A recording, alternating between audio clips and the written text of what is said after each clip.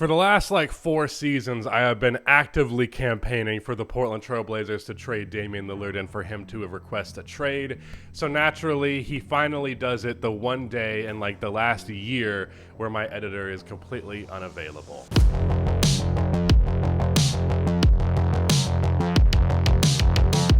Hello everybody, welcome to Rusty Buckets.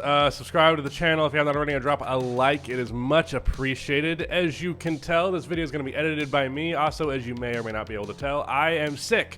So just bear all that in mind. Also bear in mind this is an off-the-dome reaction to Damian Lillard finally requesting a trade. I hope my mic didn't peak, but it probably did. Finally, Damian Lillard has asked out of Portland. I have been asking for this for so long. I have been harping on this being stupid for so long, that everything that Portland was doing, that Dame staying in Portland was only delaying the inevitable. Even when they made an honest college try at it, whatever the hell that expression means, it was very obvious this isn't a championship team. If Dame wants to win a championship, he needs to get the hell out of Portland. So finally, he came around to realizing that. I think he saw their best move being drafting a rookie and bringing back a guy who's probably not even a top 50 player for $30+ million a year.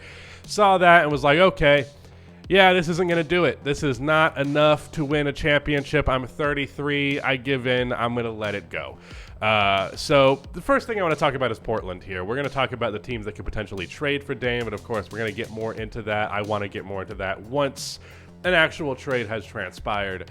But for Portland, if you're a Portland Trail Blazers fan, especially if you're a Portland Trail Blazers fan who got into basketball circa 2013, Damian Lillard has been your franchise player for basically your entire time as an NBA fan.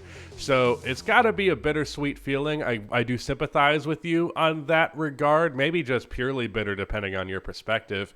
I can't imagine how it would feel as a fan of a franchise to have a player as good as Damian Lillard, as loyal as Damian Lillard, and as great to the overall area of Portland as Damian Lillard.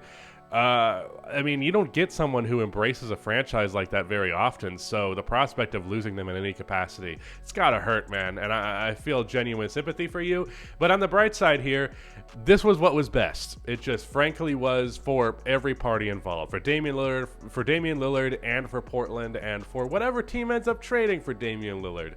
Not to mention, it was what's best for a lot of the young players on this team to finally get their shine. But speaking of those young players, Scoot Henderson, Anthony Simons, Shaedon Sharpe, these are three guys that I think all have the potential to be 20+ point per game guys, to be even all-star level guys. Anthony is already like a 23-7 or whatever the hell he averaged guy, shooting over 40% from three on 10 attempts a game. I think he's one of the best shooters in basketball, a pretty damn good creator, and a guy who has star potential genuinely. Then you have, obviously, Scoot Henderson, who to a lot of people is a generational prospect and someone who would have been the #1 overall pick under normal circumstances, but of course a 7'18" freak of nature was the #1 pick in this draft. So, and the Charlotte decided to draft for fit. But Scoot Henderson, generational upside. Anthony Simons, all-star upside. And I think with Shaedon, or Shaedon, I'm not sure which one it is. I should probably learn to pronounce it, but I haven't yet. Very, very good upside with him as well. Super athletic, super good jump shot, a really good-looking jump shot. He's had moments where he's lights out on them, both off of the dribble, contested, and all that. Frankly, he kind of gives me some J.R. Smith vibes in many ways, just with the freak athleticism and the crazy shots. But I also think at the same time, if you put J.R. Smith and put him in the modern NBA, he would be closer to a star player than he was in his era. And I think very highly of Sharpe as well. So that's three young guys you already got that you have to be excited about. Then, of course, whatever you trade Damian Lillard for, you're going to get a lot for that. You are going to get probably multiple first-round picks and at least one good young player. Of course, the two teams that are primarily rumored to be trading for Dame, although I am sure Portland will be getting calls from plenty of locations, it's the Miami Heat and the Brooklyn Nets, which one team makes a lot of sense to me, one team not so much. But either way, your trade package would probably be Tyler Hero or Nicholas Claxton, and then I think there is a way for Portland or for Brooklyn to like Frankenstein some draft capital to Portland. It would be a kind of a weird trade, but either way, you're going to get a really young guy who's pretty good. Maybe you probably like Nicholas Claxton more than you would like Tyler Hero, just because like all the three young guys for Portland that I mentioned already, already guards essentially. Sharp can play a little bit of small forward. We're talking about like 6'2", 6'3", and 6'5" here.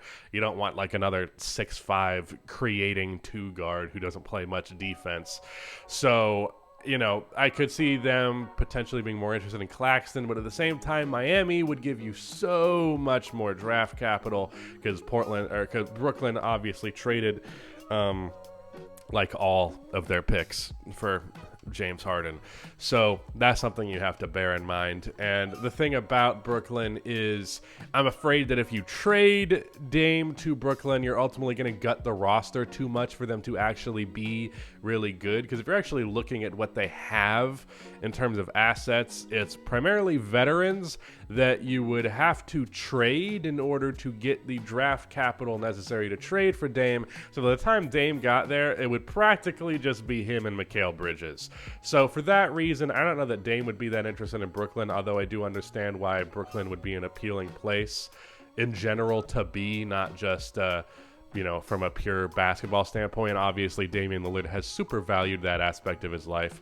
And Miami from Portland will definitely be a pretty significant culture shock. Not that Brooklyn wouldn't be either, but I'd find it cooler to live in Brooklyn than Miami personally. But either way, overarching point, Brooklyn makes less sense. Meanwhile, Miami, they're a team that they can trade what they need to trade without getting rid of their two best players, unlike the case of Brooklyn.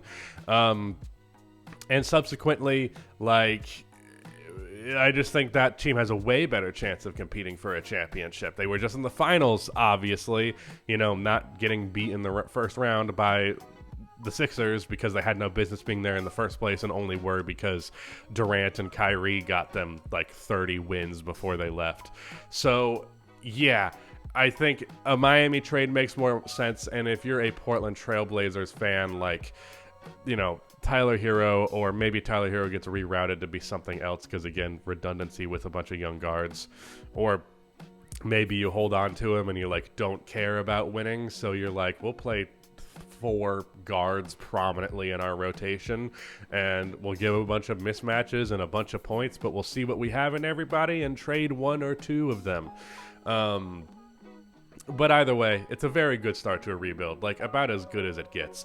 Now, I've been arguing for a very long time that the Blazers waited too long to do this, but at the same time, Dame still has his value at his age, and he still, is going to get a heavy return subsequently.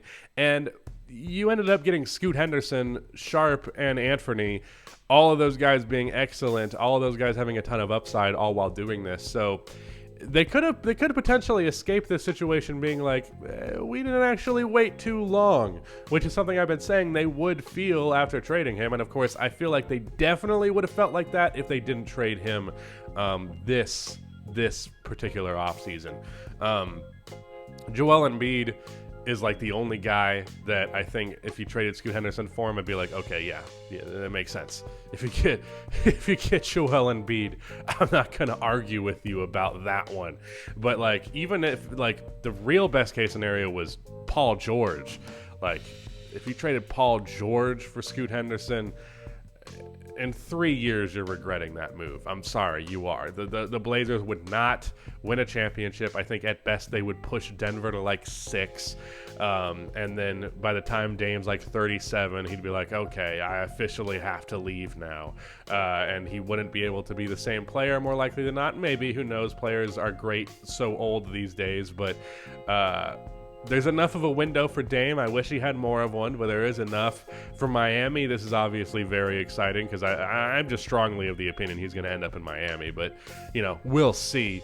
But, yeah, I just like this for everybody. I think this is good news for everybody. Even if you are a Portland Trailblazers fan, you kind of needed Dame to give you this excuse. That's the way the front office was operating, which was we're not going to trade Dame unless he asks. But Dame, could you please ask, because this is stupid. It's just going on forever, and we know it's not going to work.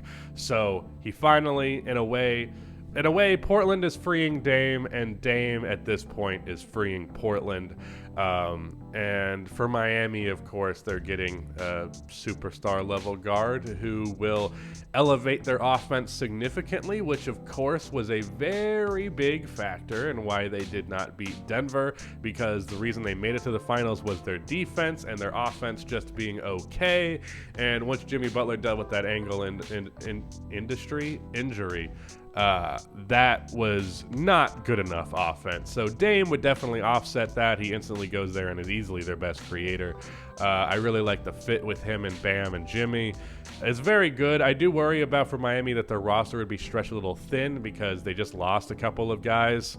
And of course, depth was a huge part of why they were so good, but Damian Lillard is better than every single player that they lost combined, and then some. Double it, and he's still better than that. And there's a good chance if you're Miami with Dame, you attract a free agent or two. There's not that many left, but some guys who are genuinely good. And yeah, Miami might be my favorite coming out of the East under these circumstances. I'll have to see what the Boston Celtics are. But yeah, that's my thoughts initially. Shout out to me for editing this video, because it was me and someone selfishly had to move. But yeah, that's it. Goodbye.